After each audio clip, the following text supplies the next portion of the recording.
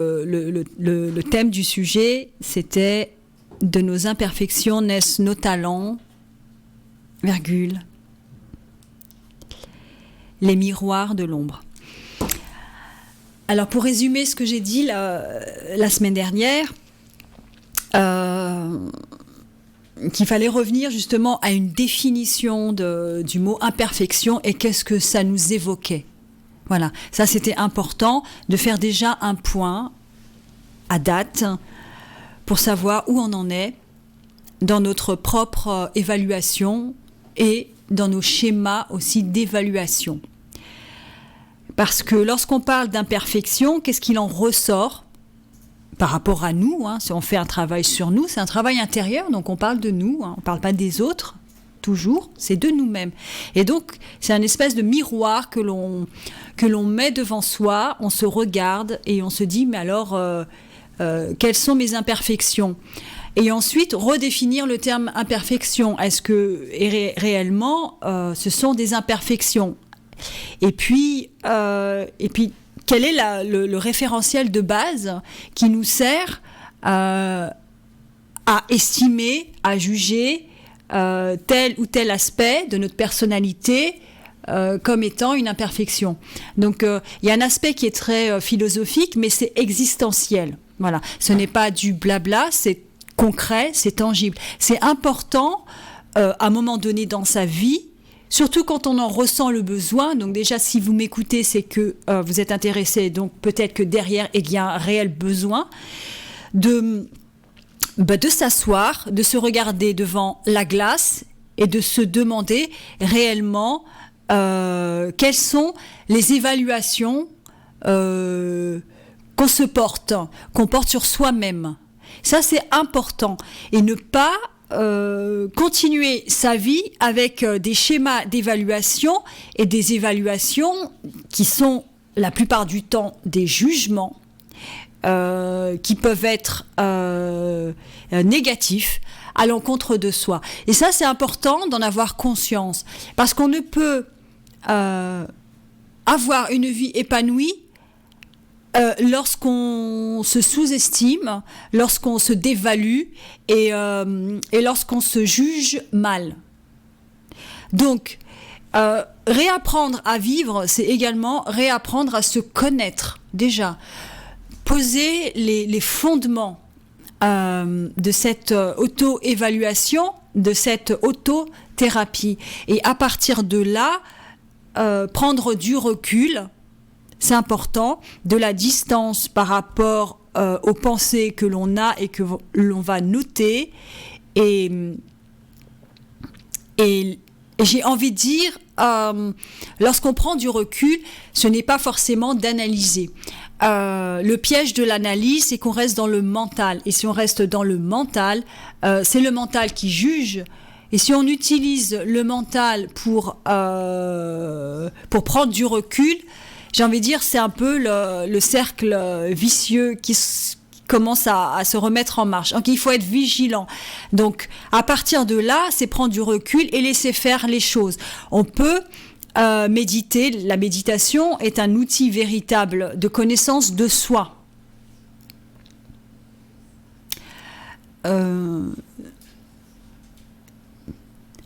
Donc, à partir du moment où on a redéfini le terme imperfection, qu'on a redéfini la base de notre référentiel et que l'ensuite on associe à cette évaluation des mots qui nous viennent à l'esprit et là, on peut faire un bilan et ensuite prendre du recul.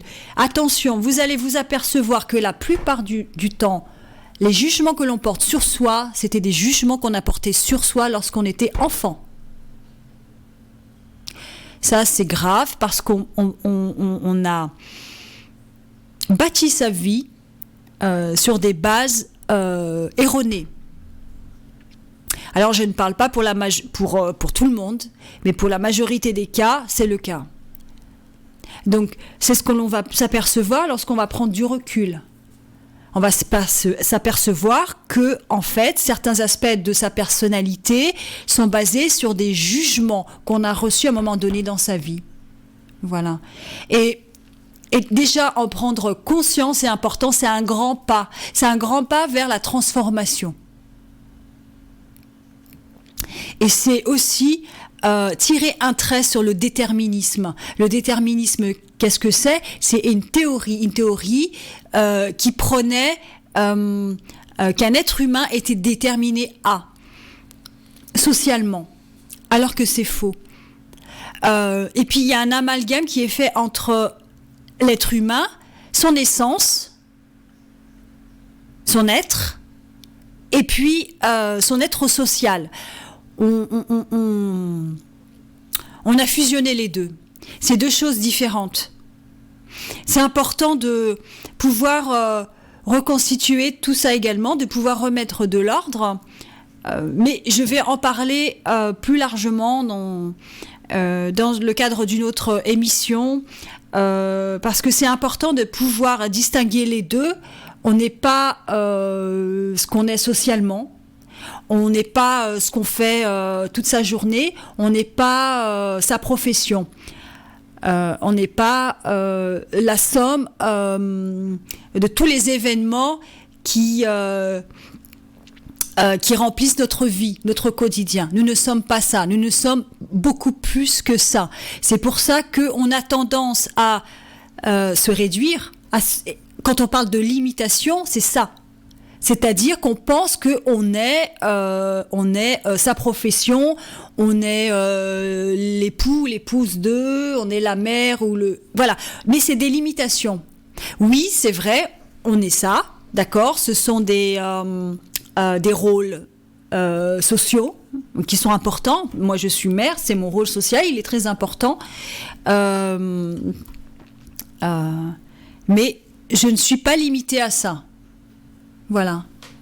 Je ne suis pas limitée à ce que la société me renvoie comme concept. Il faut vraiment faire l'effort d'essayer d'aller regarder au-delà du mur. Voilà. J'espère, et j'y tiens, tenir un discours clair avec... des expressions qui sont simples pour vraiment vous faire comprendre que c'est important de sortir de son enclave mentale, de son formatage de base. On n'y est pour rien, c'est comme ça. Moi aussi j'ai baigné dedans et tout le travail c'est de pouvoir s'en sortir pour c'est souffler.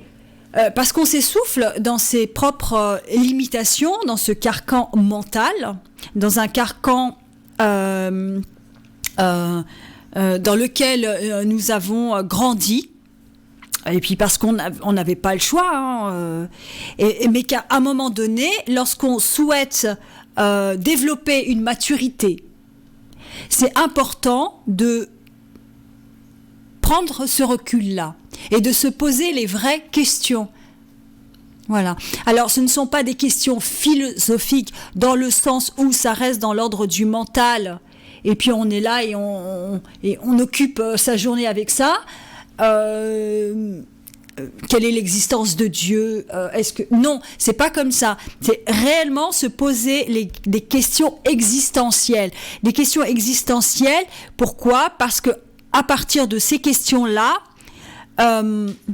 vous allez pouvoir commencer réellement à prendre du recul sur ce qui se passe dans votre vie, sur vous-même, sur réellement votre positionnement, vous, dans la société, mais votre positionnement par rapport à vous-même. Et ça, le travail le plus important, c'est le travail intérieur. Et à partir de là, vous vous poserez les vraies questions fondamentales, existentielles, et qui vont déclencher des vraies transformations dans votre vie. Il faut bien sûr avoir de la volonté, il faut avoir cette motivation. Je pense peut-être aussi à un moment donné un excès de souffrance. Voilà. Moi, c'est un excès de souffrance. À un moment donné, j'ai dit stop. Je ne pouvais plus continuer comme ça.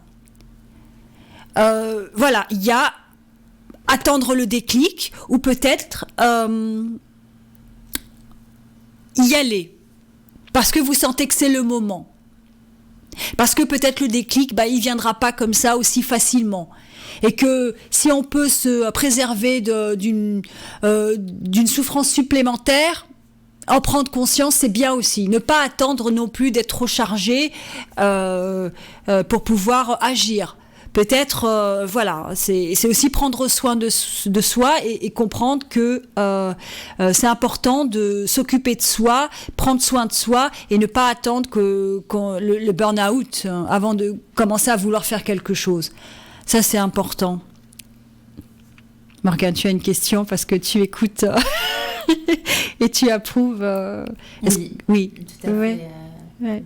Après, je laisse les questions pour les auditeurs qui ont peut-être envie d'intervenir. D'ailleurs, on pourrait leur dire aussi que la semaine prochaine, ils ont la possibilité d'appeler pour échanger avec toi. Oui.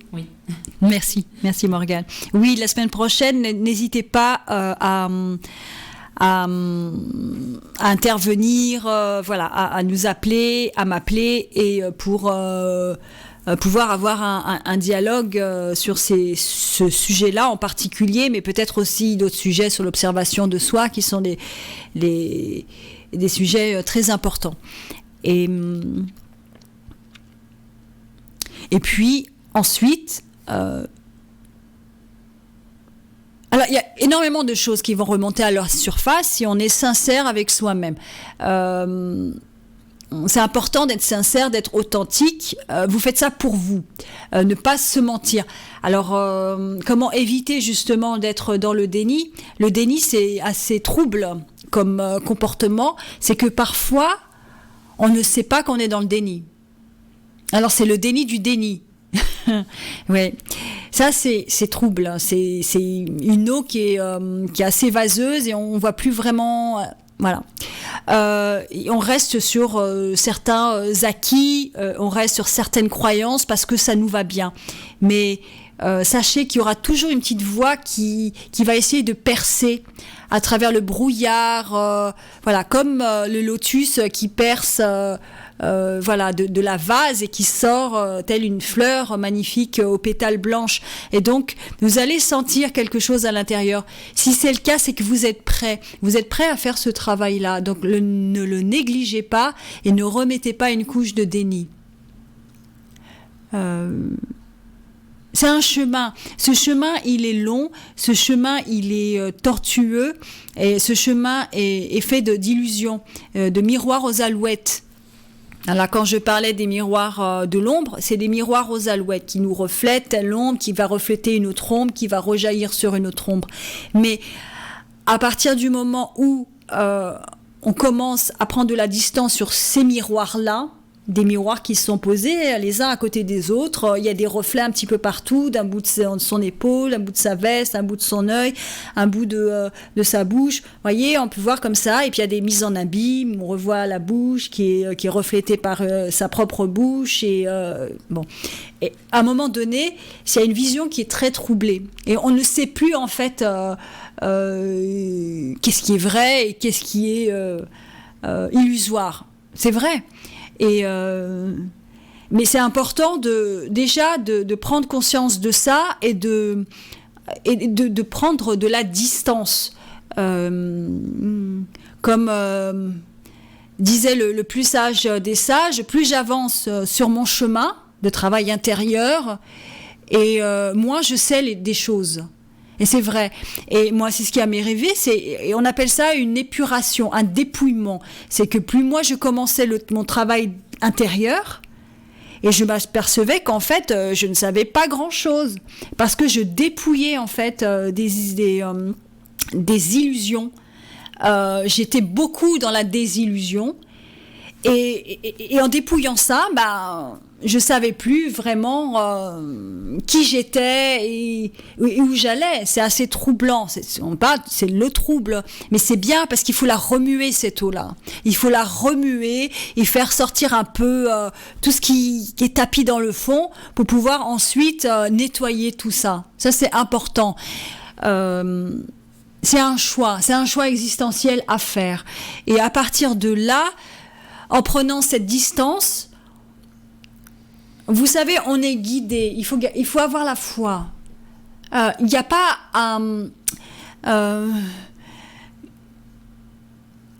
on est là pour travailler sur soi, on est là pour s'élever. Voilà, on s'incarne pour faire un vrai travail de guérison. Ça, c'est acquis. Et lorsqu'on cède, on est aidé. Pour reprendre un dicton, tu fais un pas vers Dieu, Dieu en fait deux vers toi. En fait, il y a une guidance qui se met en place. À partir du moment où on commence un vrai chemin de travail intérieur, c'est comme une bénédiction. Les choses, elles commencent à se mettre en marche pour pouvoir nettoyer et remettre un peu tout dans l'ordre. Voilà, c'est quand je parle de la magie de la méditation, c'est ça. Moi que j'expérimente, que j'expérimente, et que beaucoup de méditants et des personnes qui ont d'autres pratiques et qui sont sur un chemin de développement intérieur, l'expérimentent aussi et peuvent témoigner et témoignent aussi. Donc, on parle de la magie. Il y a un espace qui s'ouvre et cet espace-là, c'est de la lumière. Et à partir de là, il y a de la clarté. Il y a de la clarté qui se pose sur des aspects de votre vie. Vous savez, la psyché, la psyché humaine, c'est un des grands mystères de l'univers. Et c'est Socrate qui disait connais-toi toi-même et tu connaîtras les mystères de l'univers. La psyché relève d'un grand mystère de l'univers. Et il y a quand je parle de magie, je ne parle pas de superstition. Je parle d'événements qui se réalisent, mais qu'on ne peut pas actuellement expliquer. Voilà. Et qu'on réussira à expliquer, parce qu'on continue toujours d'évoluer.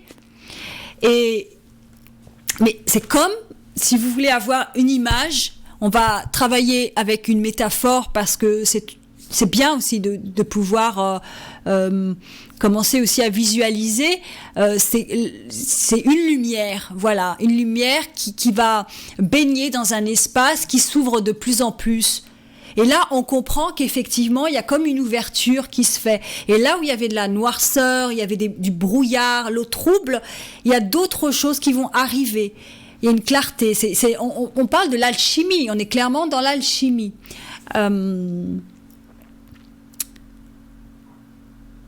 Voilà. Et puis... et c'est tellement important, ce travail intérieur. On va se découvrir autrement. Et lorsqu'on se découvre autrement,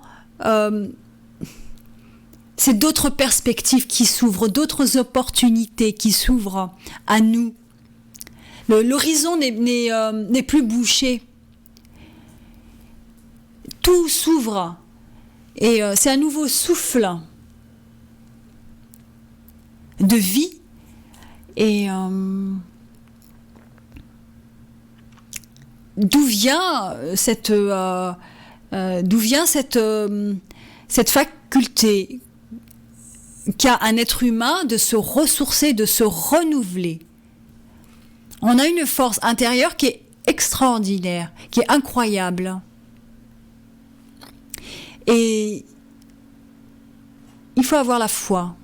La foi, c'est croire en ça, sans véritablement pouvoir le prouver rationnellement. Mais c'est cette foi qu'on a à l'intérieur de soi. Et c'est important de pouvoir se connecter à ça. Cette foi en soi. Cette foi intérieure. Et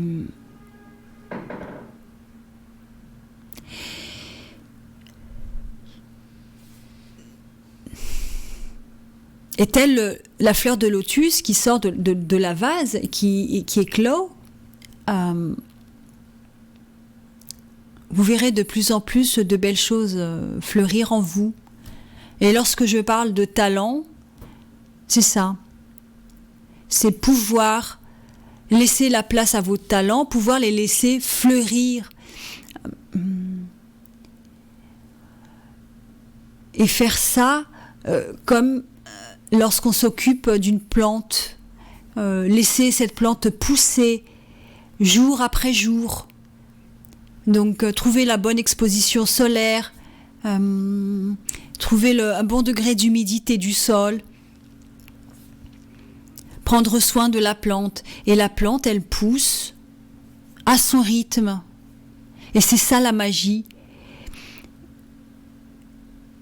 Et donc, on parle de la même magie. Donc, des graines, à l'intérieur de vous, vont naître des talents, et des ambitions, des motivations, des missions de vie, des objectifs, plus de courage, plus de confiance en soi. Et un véritable retour à la vie, à la vraie vie. Celle qu'on a décidée en conscience, celle qui est à l'intérieur de nous, et celle pour laquelle on se bat, et celle pour laquelle on vibre, notre cœur bat. Et c'est d'une beauté incommensurable, c'est d'une valeur inestimable. C'est de l'or. Quand on parle d'alchimie, c'est ça. C'est retrouver à l'intérieur de soi son trésor.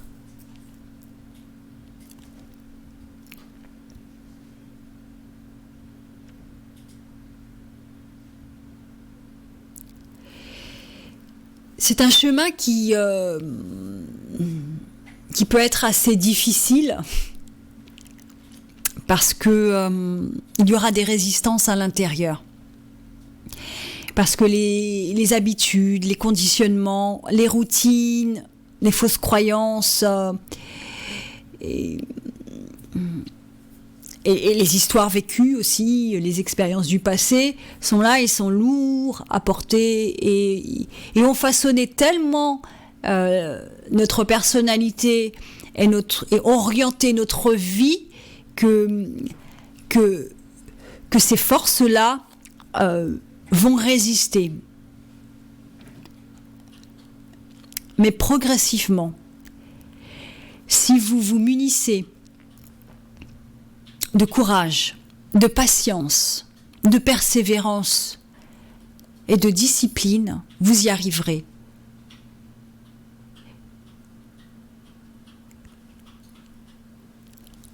Donc c'est un chemin qui n'est pas facile parce que il nécessite un engagement, un vrai engagement envers soi-même, un engagement fort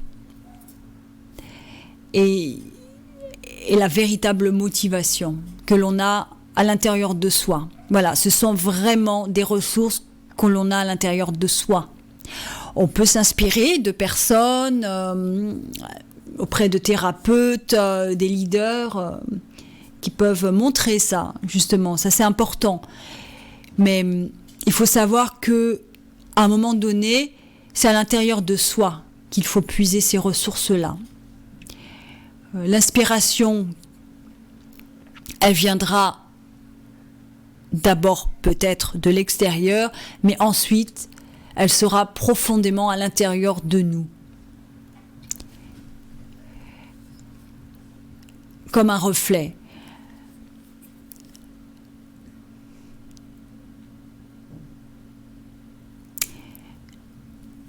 Et l'outil pour moi, j'en parle à chaque fois, l'outil de prédilection, l'outil indispensable, fondamental, c'est la méditation. La méditation qui vous apportera tout ce dont vous avez besoin pour entamer un vrai travail intérieur.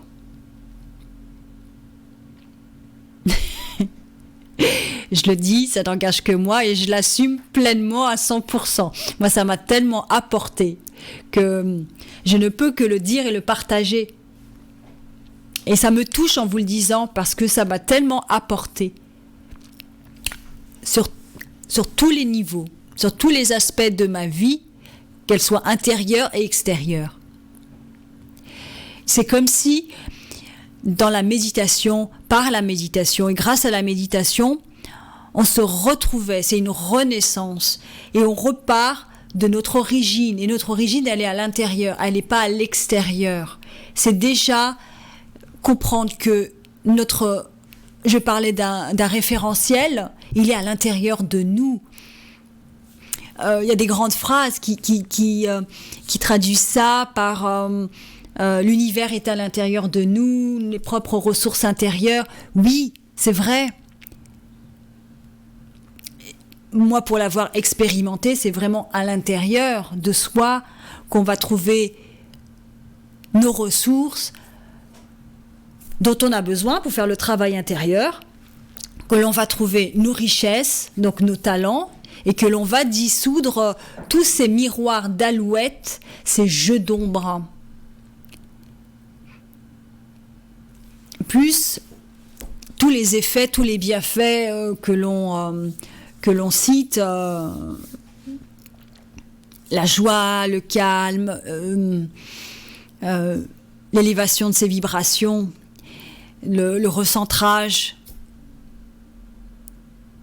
et puis et tous les bienfaits de l'ordre médical également, parce que ça a un impact également très fort sur le corps physique, et très bénéfique. L'impact est bénéfique.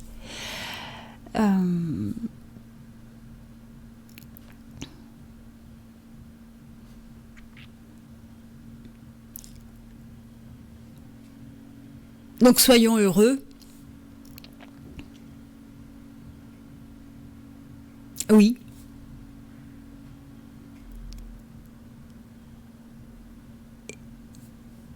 Donc entamons un travail intérieur.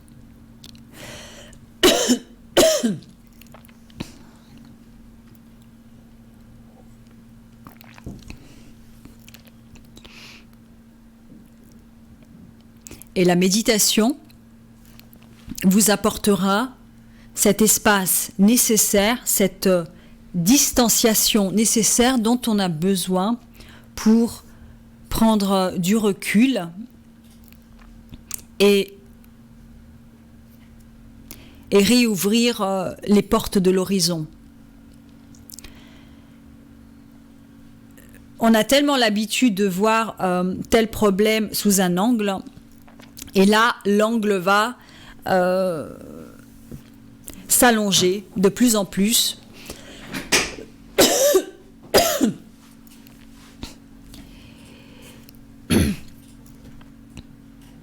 jusqu'à pouvoir faire un tour d'horizon sur sa vie qui est nécessaire et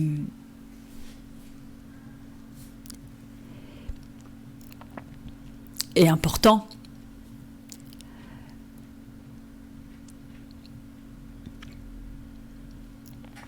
Et donc, n'hésitez pas pour la semaine prochaine,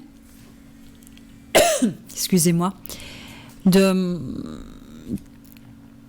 d'appeler pour poser des questions. Si on a un numéro de téléphone 08 92 23 95 20 pour la semaine prochaine, donc dès 18h15 avec Malika, vous allez avoir la possibilité d'intervenir, d'échanger avec elle pour lui poser vos questions, partager vos témoignages personnels. Donc ce sera le mardi 23 novembre 2021 sur Radio Ici et Maintenant. Questions-réponses avec Malika Madouri sur 95.2 FM. Merci Morgane. Donc nous allons commencer la méditation. Je la conseille et puis je la mets en pratique. Donc nous allons nous asseoir, le dos bien droit, les épaules relâchées. On peut procéder à quelques étirements avant. C'est très bien aussi. Nous avons le corps immobile et nous respirons normalement.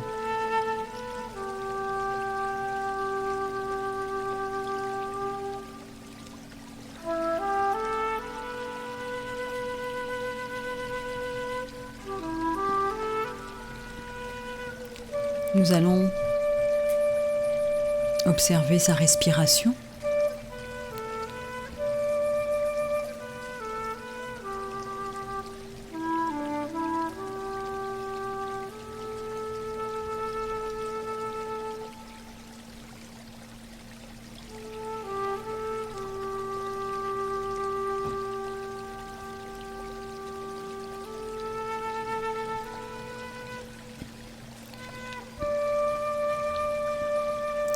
Vous respirez normalement. Et lorsqu'on observe sa respiration, veillez à ne pas contrôler sa respiration et à ne pas la bloquer. On a tendance, lorsqu'on veut observer sa respiration, on a tendance à la bloquer ou à la contrôler. Observez-le.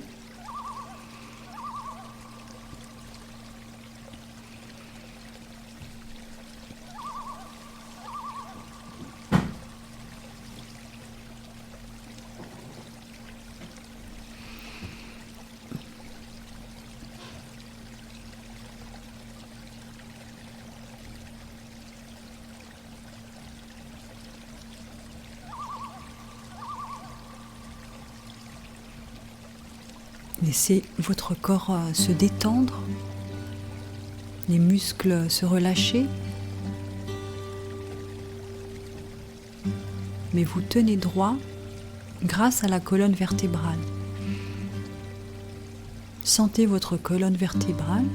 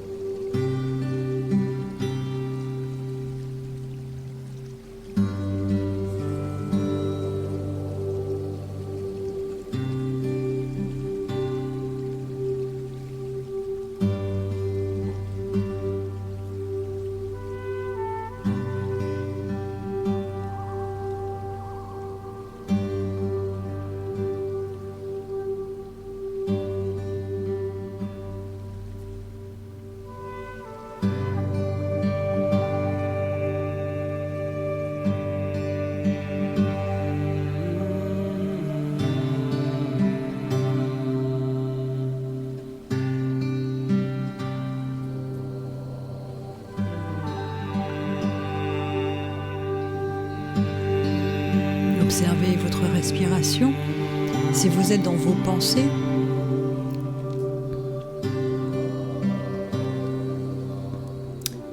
c'est normal. Revenez simplement dans l'observation de votre respiration. Ne bougez pas le corps.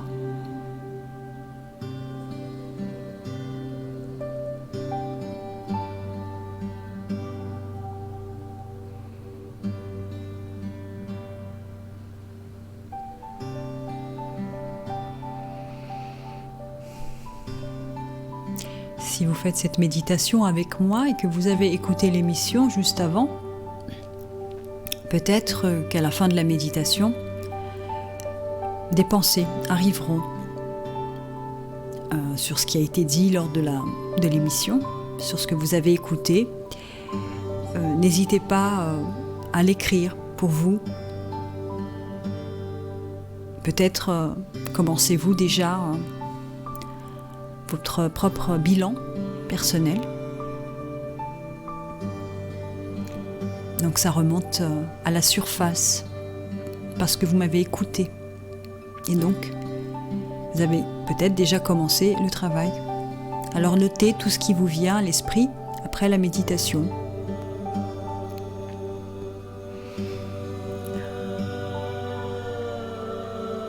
N'attendez pas trop parce que vous risquez d'oublier.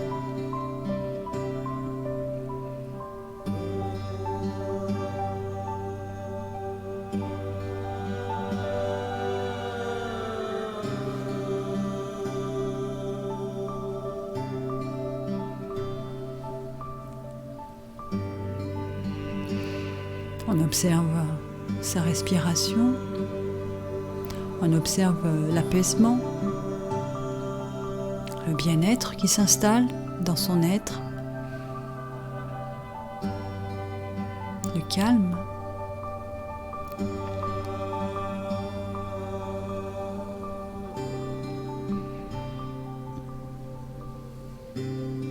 Et puis, si c'est encore difficile, on observe sa respiration, tout simplement.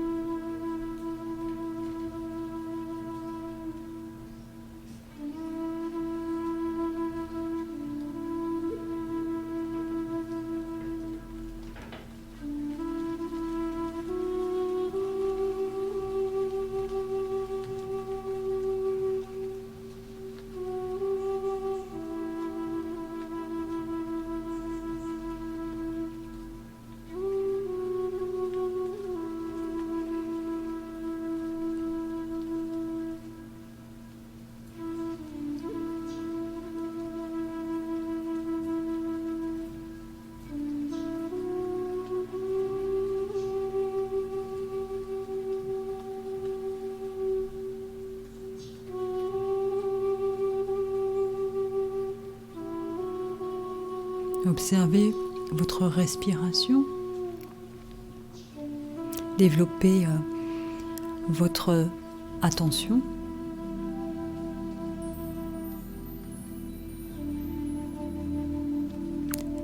Et son intensité.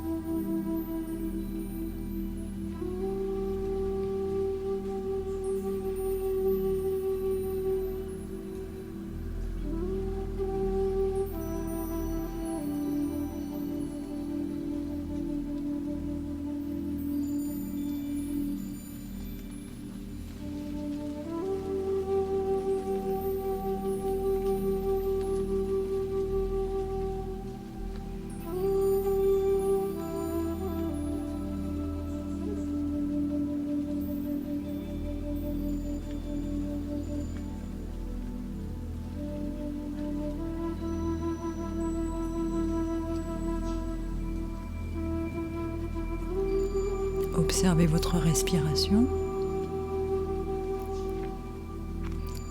et progressivement devenez autonome. Je m'explique. De votre propre initiative, vous reviendrez dans l'observation de votre respiration.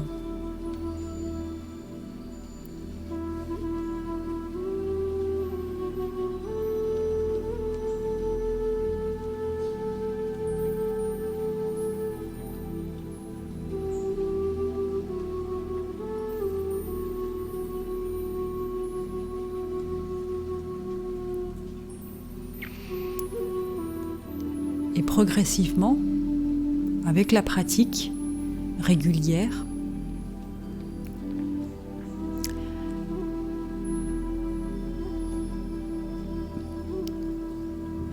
vous pourrez pratiquer de plus en plus le rappel de soi.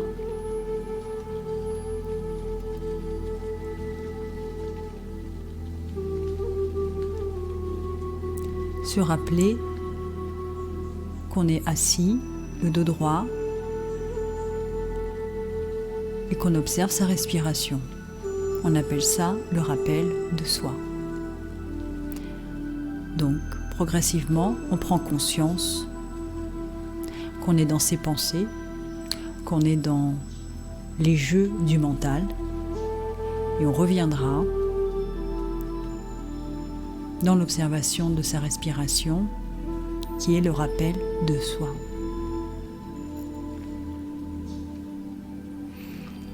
Et c'est devenir de plus en plus conscient. C'est ça.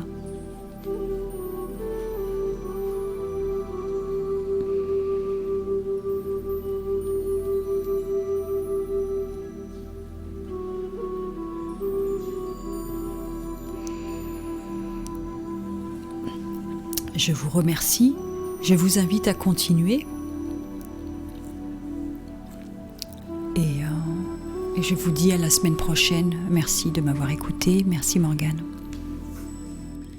Merci à toi Malika. En ce qui concerne le prochain cercle de femmes, il aura lieu le week-end du 27 au 28 novembre dans la Drôme. Il reste encore des places.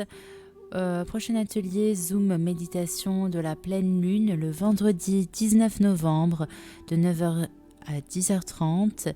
1h15 de méditation guidée sur Zoom. L'objectif, le nettoyage énergétique, épuration des traumatismes dans l'inconscient. Je vous rappelle que Malika est coach, thérapeute et praticienne de shiatsu intuitif. Elle propose de la guidance aux personnes qui sont sur leur propre chemin d'individuation. Elle enseigne également à la méditation dans les écoles primaires et collèges. Depuis 3 ans, elle lance également un appel aux personnes intéressées par le projet Méditation accessible à tous, former les futurs enseignants de la méditation dans les écoles, hôpitaux et milieux associatifs. Vous pouvez contacter Malika au 06 03 27 80 86 06 03 27 80 86, sa page Facebook Les Ateliers de Malika Madouri. Vous pouvez vous abonner à sa page Facebook pour être informé des ateliers. Donc, je vous rappelle encore une fois le nom de la page Facebook, c'est Les Ateliers de Malika Madouri. Madouri, M-A-D-H-U-R-I. Le numéro 06 03 27 80 86.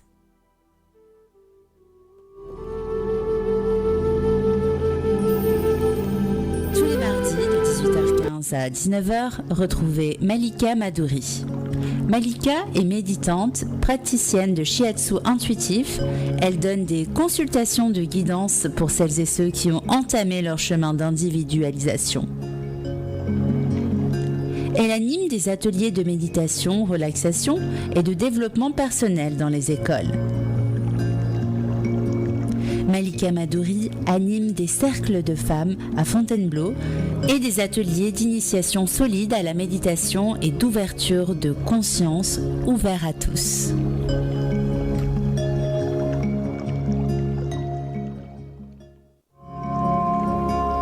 Pour joindre Malika, vous pouvez appeler le 06 03 27 80 86 06 03 27 80 86. Vous pouvez également la retrouver sur Facebook en cherchant les ateliers de Malika Madouri. Les ateliers de Malika Madouri. Malika M-A-L-I-K-A, Madouri M-A-D-H-U-R-I.